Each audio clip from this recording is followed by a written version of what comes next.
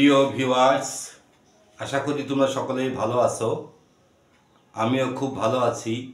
আমরা আজকে ক্লাস করছিলাম কিভাবে বাক্য গঠন করতে হয়, সেই ভিডিওটা নিয়ে আজকে আমাদের দ্বিতীয় পর্ব। আজকে এই বাক্য গঠন আমরা গত পর্বে দেখিয়েছি যে এই বাক্যের মধ্যে বাক্য তৈরি করতে গেলে কত কি আসে, কত কি লাগে, সেইগুলো আমি তোমাদেরকে প্রথম ভিডিওতে যেগুলো দেখিয়েছি সেগুলো তুমি পর দেখে আসো, তাহলে তুমি জিনিসটা বুঝতে পারবা। তো আমরা বাক্য গঠনে প্রথম যেটা বলছিলাম যে কোনো একটা নাউন শব্দ তুমি আগে নাও, যে কোনো একটা নাউন শব্দ সে যেটা হোক, আমাদের চারিপাশে আমরা যেখানে থাকি তার আশেপাশে অনেক কথা আছে, অনেক বিষয় আছে। বিশেষ করে একটা যদি তুমি নাউন নাও বা কোনো মানুষের নাম নাও, তাহলে বাক্য তৈরি করতে সুবিধা হয়। আর এই যে কোনো একটা নাউন নিয়ে, সেই নাউন নিয়ে যখন বাক্যটা তুমি তৈরি করবা, সেটা হয় অ্যাক্টিভ পড়বে নয় প্যাসিভই পড়বে। তাহলে অ্যাক্টিভ প্যাসিভটা আমি তোমাদেরকে বোঝাই দিয়েছি, এটা আমরা ক্লাস করতে করতে আরও আমি বিস্তারিত করে বলবো। তো আসো আজকে আমরা বাক্যটার মধ্যে দিয়ে আজকে আমরা বাক্যের যে 5 প্রকার ছিল সেই 5টা প্রকারও আস্তে আস্তে দেখে নিই। তো গতদিনকে আমরা দেখেছিলাম যে অ্যাসার্টিভ বাক্য তৈরি করেছিলাম। তো সেই অ্যাসার্টিভ বাক্যগুলোকে নিয়ে আজকে আমরা ইন্টারোগেটিভটা করা শিখব। তো মানে অ্যাসার্টিভ বাক্য তৈরি করতে পারলে তুমি সমস্ত বাক্যই তৈরি করতে পারবা। তো অ্যাসার্টিভ বাক্য আমরা প্রতিদিন যে কথাগুলো বলি সবই অ্যাসার্টিভ, খুব কমই। এখানে তোমাকে একটা কথা বলি, 5 প্রকারের বাক্য সব থেকে বেশি ব্যবহার হয় অ্যাসার্টিভ, তারপরে ইন্টারোগেটিভ। এটা প্রশ্ন করার জন্য লাগে, কারণ আমরা কিন্তু সবসময় প্রশ্ন করি না। ইম্পারেটিভটা আরও কম ব্যবহার হয়, অবজেক্টিভটা ব্যবহার হয় না বললেই চলে, আর বাকিটা হচ্ছে এক্সক্লেমেটরি, সেটাও খুব কম ব্যবহার হয়। সব থেকে বেশি ব্যবহার হয় ইন্টারোগেটিভ, এই অ্যাসার্টিভটা। এবার এসো সেই অ্যাসার্টিভ বাক্যগুলো আমরা শিখি এবং অ্যাসার্টিভ বাক্য থেকে কীভাবে ইন্টারোগেটিভ করতে হয় সেটা আমরা দেখি। যেমন আমি একটা শব্দ নিলাম, মনে করো যে নদী, একটা নাউন শব্দ। এবার নদীর সাথে যদি তুমি কিছু যোগ করতে চাও, করতে পারো। যেমন পদ্মা নদী, মেঘনা নদী, বড় নদী, ছোট নদী, এটা তোমার ব্যক্তিগত ব্যাপার, তুমি বাক্যটা তৈরি করো। এবার নদী, নদী আমাদেরকে কি দেয়? অনেক কিছু দেয়। নদী আমাদেরকে মাছ দেয়, নদী আমাদেরকে তোমার জীববৈচিত্র্য ঠিক রাখে। তাহলে আমি নদী আমাদেরকে খাদ্য দেয়, আমি এইটাই প্রথম লিখি, নদী আমাদের খাদ্য যোগান দেয়। নদী আমাদের খাদ্য দেয় বা অনেক সুবিধাই দেয়। আমি শুধু ছোট্ট করে একটা বাক্য লিখছি, নদী আমাদের খাদ্য দেয়। এই বাক্যের মধ্যে প্রথমে যেটা খুঁজে বের করতে হয় সেটা হচ্ছে সাবজেক্ট। তাহলে এই বাক্যের মধ্যে সাবজেক্ট কোনটা? বা কর্তা। তাহলে কর্তা হচ্ছে এখানে নদী। কে দেয়? নদী দেয়। তাহলে এটা হচ্ছে সাবজেক্ট। আর দেয়টা হচ্ছে ভার্ব। দেখো বাংলা বাক্যে বলেছিলাম যে ক্রিয়া বসে সকলের শেষে, তাহলে ক্রিয়াটা গেছে কোথায়? শেষে। তাহলে নদী দেয়। এবার কাদেরকে দেয়? আমাদের। এটা হচ্ছে অবজেক্ট। কি দেয়? খাদ্য, এটা অবজেক্ট। এই জায়গাটাই আমি তোমাদের একটা কথা, যেহেতু এখানে অবজেক্ট আসে ডবল, এই ডবল অবজেক্টটা এইটা বোঝার জন্য তোমাকে 9 বেসিক স্ট্রাকচারটা শিখতে হবে। সেটা আমি এখনই দেখাচ্ছি না, আমি আর কিছুদিন পরে যখন একটু পুরাতন হয়ে যাওয়া, তোমরা অনেক কিছু শিখবা, তখন আমি আস্তে আস্তে ধাপে ধাপে ওগুলো দেখাবো। অর্থাৎ তোমাকে আমি একজন যোগ্য শিক্ষার্থী হওয়ার জন্য বা বিশেষ পরীক্ষায় পারফর্ম করার জন্য বা যে কোনো পরীক্ষায় টিকার জন্য যে যোগ্যতাটা লাগে, সেই যোগ্যতাটা আমি একসাথে তৈরি করছি। এখানে যারা 9 থেকে শুরু করে, তার নিচে আসলে তার সমস্যা নেই, 9 থেকে অনার্স মাস্টার্স পর্যন্ত, কিংবা যারা বয়স্ক শিক্ষার্থী আছে তারাও এখান থেকে অনেক কিছু শিখতে পারে। এক কথায় আমি টোটাল ইংরেজিটা তোমাদের সামনে তুলে ধরছি। তাহলে এখানে নদী আমি লিখলাম, যদি নদী লিখি তাহলে রিভার দেয়, প্রেজেন্ট ইনডিফিনিট টেন্স, তাহলে সাবজেক্টটা সিঙ্গুলার, তাহলে গিভস, GIV লিখলাম, এর সাথে এর যোগ হবে। এখানে একটা কথা বলে রাখি, কারণ তথ্যের সাথে তথ্য দিচ্ছি, কিন্তু হয়তো মনে রাখতে অসুবিধা হবে, তবে একটু কষ্ট করে ধরে রাখো। এস বা ইয়েস কখন যোগ হয়, এই জিনিসটা আমরা অনেকে বিভ্রান্ত হয়ে থাকি। যদি কোনো শব্দের সাথে সাধারণত, যেমন মনে করো আমি তোমাকে এখানে লিখি ড্রপ, আমি এখন এটাকে আমি যেহেতু সাবজেক্ট সিঙ্গুলার তো আমি এস যোগ করবো, ড্রপস। এখানে কিন্তু ইয়েসটা যোগ হলো না। আর যেখানে এখানে ভাওয়েলটা আছে, এই যে ভাওয়েলটা যখন থাকে তখন সাধারণত ইয়েসটা যোগ হয়। এই হচ্ছে এস বা ইয়েসের মধ্যে পার্থক্য। এটা অনেকেই বিভ্রান্ত করে ফেলে যে এক কথায় কনসোনান্ট যখন থাকে আর যখন ভাওয়েল থাকে, যখন ভাওয়েল থাকে তখন সেখানে ইয়েসটা এমনি চলে আসে। যদি এখানে আয় হতো তাও ইয়েস যোগ হতো, তাহলে ভাওয়েল থাকলে ইয়েস, ভাওয়েলটা না থাকলে এস। আশা করি আমি দু এক কথা বোঝাতে পারছি। তাহলে রিভার গিভস, এবার কাদেরকে দেয়? আমাদেরকে, আস। এবার কি দেয়? খাদ্য, ফুড। দেখো এখানে আমাদের বাক্যটা কি হয়ে গেছে? আমরা কিন্তু কোনো আর্টিকেল ব্যবহার করিনি, কোনো ফ্রেজ ব্যবহার করিনি, কোনো প্রিপজিশনের ব্যবহার কিন্তু এখানে হয়নি, কারণ দরকার হয়নি তাই লাগেনি। যদি দরকার হতো তাহলে এখানে আমরা ব্যবহার করতাম। তাহলে এই যে রিভারের আগে দিয়ে বসলো না কেন? কারণ এখানে কোন রিভার, কোন নদী নাম করে বলা হয়নি, নির্দিষ্ট হয়নি। নির্দিষ্ট যদি হতো তাহলে আমরা এখানে আর্টিকেল ব্যবহার করতাম। তাহলে আর্টিকেলটা কখন ব্যবহার হয়? যখন নির্দিষ্ট হয়। আর যখন অনির্দিষ্ট হয় তখন কোনো আর্টিকেল দরকার হয় না। আর্টিকেলের ক্লাসে আমি এটা তোমাকে বিস্তারিত করে দেখাবো। এখন আমরা বাক্য গঠন করছি, বাক্যটা করি। এবার রিভার, তাহলে আমরা সাবজেক্ট নিলাম, এই জন্য রিভারের আগে কোনো দিটা বসেনি। River gives us food. এখন এই যে বাক্যটা, এখানে দুটো অবজেক্ট বসেছে। এখানে তুমি যদি এখন প্রশ্ন করো যে স্যার তাহলে আমি ভয়েস চেঞ্জ করবো কোনটা দিয়ে? যে কোনো একটা দিয়ে করা যায়, যেহেতু এখানে আসটা অবজেক্ট, এখানে ফুডটা অবজেক্ট, তুমি যেটা দিয়ে করতে পারো। এখন এই বাক্যটা যদি এখন আমরা ইন্টারোগেটিভ করি তাহলে কথাটা কি হবে? নদী কি আমাদের খাদ্য দেয়? নদী কি আমাদের খাদ্য দেয়? দেখো এই বাক্যটা যদি আমরা এখন ইন্টারোগেটিভ করি, আমরা বাংলাটা লিখলাম না, ইংরেজিটা বোঝাই, নদী কি আমাদের খাদ্য দেয়। এবার দেখো ইন্টারোগেটিভ করার জন্য কি লাগে, সেটা হচ্ছে অক্সিলারি ভার্বটা লাগে এবং তাও সেটা সাবজেক্টের আগে বসে। এখানে সাবজেক্টটা কি আছে? সাবজেক্টটা এখানে আছে রিভার। তাহলে রিভার সাবজেক্ট এবং ভার্বের সাথে এস বাই এর যোগ আছে, সিঙ্গুলার বলে এস বাই এর যোগ হয়েছে।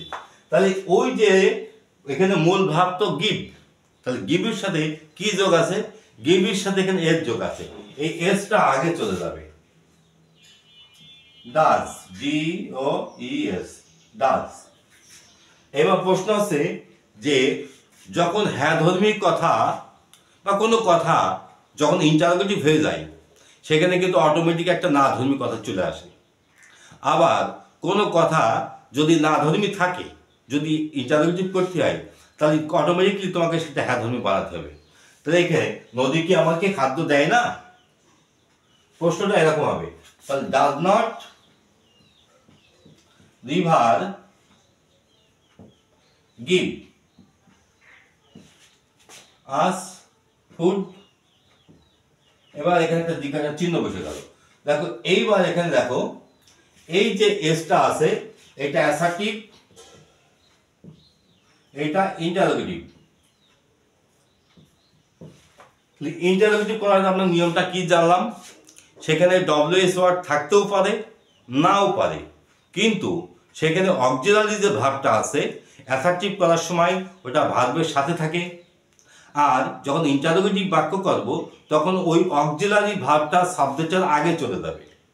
অক্সিলারি ভার্বটা ইন্টারোগেটিভ করার সময় সাবজেক্টের আগে চলে যাবে। মনে থাকবে না এই কথাটা?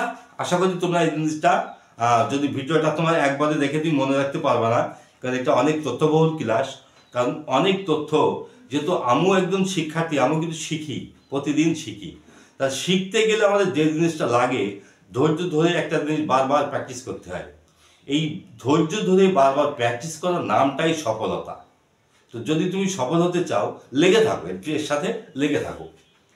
তো আমরা বাক্যটা তৈরি করলাম। তো ভয়েস চেঞ্জটা আজকে আমি দেখাচ্ছি না, আমি বাক্যটাই তৈরি করতে শিখাই যে কিভাবে বাক্যটা তৈরি করতে হয়। এবার মনে করো আমি একটা শব্দ লিখলাম রাস্তা। এবার রাস্তা দিয়ে একটা কথা বানাবো, রাস্তার পাশে যেহেতু নাউন নিছি, এবার নাউনের সাথে তুমি একটা কথা তৈরি করো। রাস্তাটা কি হতে পারে? বড় রাস্তা, ভাঙা রাস্তা, পাকা রাস্তা, কাঁচা রাস্তা, সরু রাস্তা, চিকন রাস্তা। দেখো এই যে অনেকগুলো কথা, আমি সরুটাই লিখলাম এখানে। সরু রাস্তা দিয়ে এইবারের সাথে একটা কথা বলো, লেখো ছেলেমেয়েরা স্কুলে যায়। সরু রাস্তা দিয়ে ছাত্রছাত্রীরা লিখলাম, ছাত্র ছাত্রীরা প্রতিদিন, কথাটা জুড়ে দিলাম, প্রতিদিন স্কুলে গেল। আমি এখানে টেন্সের একটু পরিবর্তন করলাম, এটা টেন্সের পরিবর্তন, যায় না দিয়ে গেল দিলাম, যাতে তোমাদেরকে আমি বিভিন্ন টেন্সে বোঝাইতে পারি। কারণ টেন্সটা কেন, বিভিন্ন টেন্স আছে, এই বিভিন্ন টেন্সের ব্যবহার করা শিখবো, বিভিন্ন বাক্যের ব্যবহার করা শিখবো, বিভিন্ন শব্দের ব্যবহার করা শিখবো। সেই জন্যই এই ভিডিওগুলো, একটা না অনেকগুলো ভিডিও হবে, তোমরা ভিডিওগুলো পরপরগুলো দেখো। তাহলে সরু রাস্তা দিয়ে ছাত্রছাত্রীরা প্রতিদিন স্কুলে গেল। প্রতিদিন যেহেতু লিখে ফেলেছি, এখানে গেল কথাটা মানায় না, যাই মানায়, প্রতিদিন স্কুলে যায়। তো যেহেতু আমি এখানে একটা এই যে চিরন্তন সত্যি যে কথাগুলো আছে, চিরন্তন সত্য, আসলে এটাই কিন্তু ইনডিফিনিট। তাহলে এই যে এই বাক্যটা, সরু রাস্তা দিয়ে ছাত্রছাত্রীরা প্রতিদিন স্কুলে যায়, এই বাক্যটা আমি কিভাবে সাজাবো? তাহলে জানি আমরা বাক্যটা প্রেজেন্ট ইনডিফিনিট টেন্স, তাহলে সাবজেক্টটা কি? ছাত্রছাত্রীরা, এইটা। তাহলে ছাত্রছাত্রীরা হলে দি স্টুডেন্টস, আমরা সাবজেক্টটা লিখে ফেললাম, এটা সাবজেক্ট। এবার কে যায়? ছাত্রছাত্রীরা যায়, সাবজেক্ট লিখেছে। এবার ভার্বের পালা, এবার ভার্ব আসবে। তাহলে ভার্বটা কি এখানে? যাওয়া, যাওয়া ইংরেজি কি? গো। এবার গোর সাথে কি এর যোগ হবে? না, গোর সাথে এর যোগ হবে না, কারণ এখানে সাবজেক্টটা আমরা প্লুরাল নিয়েছি, সেই জন্য গোর সাথে এসটা যোগ হবে না। এবার গো, কোথায় যাই? স্কুলে, গো টু স্কুল। গোর সাথে সাধারণত স্কুল আসে। আর একটা আছে স্কুলের সাথে একার যোগ আছে, দেখুন টু যোগ হয়েছে। তার মানে এখানে ইন না বসে কেন টু বসলো? কারণ গোর সাথে টু মানায়, গোর সাথে ইনটা মানায় না, বা এটা অ্যাপ্রোপ্রিয়েট না। এটা তুমি যখন আরো একটু ম্যাচিউরড হওয়া, বিশেষ করে ইংরেজিতে, তখন তুমি এটা বুঝতে পারবা। Student go to school. তারপরে সরু রাস্তা দিয়ে, এই যে সরু রাস্তা দিয়ে, আমাকে সরু রাস্তাটা লিখি, দি ন্যারো রোড। এইবার তোমার প্রতিদিন লিখলাম যে রেগুলারলি বা এভরিডে, এটা নিয়মিত, এটা এটা কেটে দিলাম, এভরিডে। এবার দেখো এখানে আমি যেটা বাকি দিয়েছি, এই রাস্তা দিয়ে, যে রাস্তা সে ব্যবহার করে, যেটা মাধ্যম দিয়ে ব্যবহার করে, এটা হবে থ্রু। এই যে থ্রুটা প্রিপজিশন, আমি তোমাকে এই থ্রুটা বুঝাইছিলাম, কোনো কিছু বরাবর দিয়ে যখন ব্যবহার হয় তখন সেটাকে বলে থ্রু। তো এইভাবে এক এক করে তুমি ছোট্ট ছোট্ট করে আগে বাক্য তৈরি করো। আগে বড় বড় বাক্য তৈরি করতে হবে না, আগে তুমি ছোট্ট ছোট্ট করে বাক্য তৈরি করে ফেলো। আমি তোকে বড় বাক্য দেখিয়ে ফেলেছি, তা আগে ছোট ছোট বাক্য, আমি যাই, আই গো, তুমি যাও, সে গো, এইভাবে একটা সাবজেক্ট, একটা ভার্ব। প্রথমে তুমি একটা সাবজেক্ট নাও, তারপরে ভার্ব নাও, ভার্ব হয়ে গেলে তারপরে অবজেক্ট নাও, অবজেক্ট হয়ে গেলে তারপর ফ্রেজ নাও। এইভাবে এক এক করে তুমি বাক্যটা তৈরি করো। আগে তুমি বাক্যটা তৈরি করতে শেখো, এক একটা করে অর্থবহুল বাক্যটা তৈরি করো। তো এই যে বিষয়টা তোমাকে দেখালাম, the student go to school through the narrow road everyday. আমি তোমাকে ছোট ছোট বাক্য তৈরি করি দেখাই আগে একটু, যে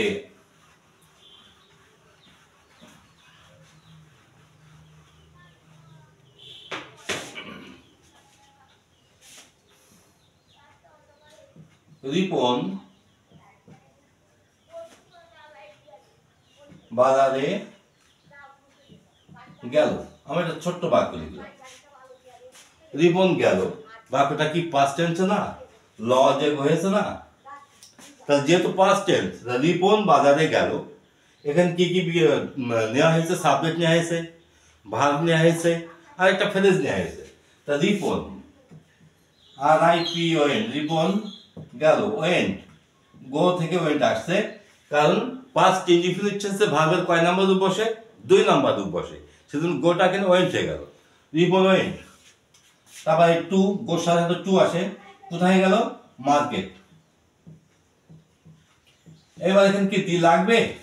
অবশ্যই লাগবে, কারণ রিপন যে বাজারে গেল সেই বাজারটা আলাদা ছিল, সব বাজারে সে যায়নি, সে কিন্তু নির্দিষ্ট একটা বাজারে গেছে। তাহলে আমরা দেখো এই বাক্য তৈরি করতে গিয়ে আর্টিকেল শেখা হচ্ছে, প্রিপজিশন শেখা হচ্ছে, ভয়েস চেঞ্জ শেখা হচ্ছে, টেন্স শেখা হচ্ছে, শব্দ চেনা হচ্ছে।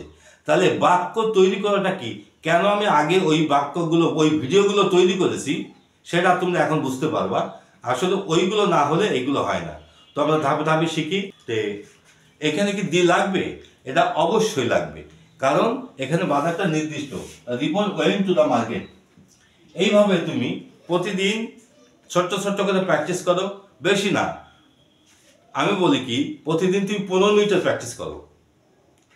প্রতিদিন যা বড় মানুষ হয় তারা কি করে, ছোট্ট ছোট্ট করে প্ল্যান করে, ছোট্ট ছোট্ট করে পরিকল্পনা করে। একবারে তুমি 2-1 ঘন্টার কাজ যদি তুমি জুটিয়ে নাও, তুমি করতে ভালো লাগবে না, কারণ অনেক কাজ। ছোট ছোট করে প্ল্যান করো, ছোট ছোট করে রিস্ক করো। আমি ছোট ছোট করে ভিডিও করছি, তো আশা করি তোমাদের ভালো লাগবে। তো ক্লাসটা কেমন লাগছে আমার কমেন্টে জানিয়ে দিও, এবং আমার চ্যানেলটা ভালো লাগলে সাবস্ক্রাইব করে দিও। ওকে, ধন্যবাদ সবাইকে, আবার দেখা হচ্ছে সামনের ভিডিওতে।